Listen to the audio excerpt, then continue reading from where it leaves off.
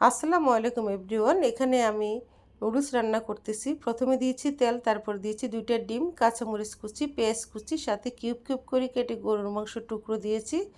একটু মজা হওয়ার জন্য নুডলসের যে মশলাটা আছে সেটা দিয়ে দিয়েছি, স্বাদ মতো লবণ।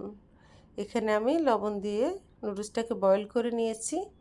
এখন সেই নুডলসের মশলার মধ্যে আমি নুডলসটা দিয়ে দিব। কোকোলা নুডলসটা এভাবে রান্না করলে আমার ভীষণ ভাল লাগে। অন্য সময় আমি একটু কালারফুল করে রান্না করি, সাথে আমি একটু আলু কুচি, একটু গাজর কুচি দিই, কিন্তু আজকে শুধু গরু মাংস দিয়ে রান্না করেছি। আমার ভীষণ পছন্দের। ম্যাগি নুডলসের চাইতে আমার কোকোলা নুডলসটা বেশি ভাল লাগে গরু মাংস দিয়ে রান্না করলে। বন্ধুরা, তোমাদের কার কীভাবে ভাল লাগে কমেন্টস করে জানাবে। আমার নুডলস রান্না অলমোস্ট ডান। এটা হচ্ছে আমার নুডলসের ফাইনাল লুক।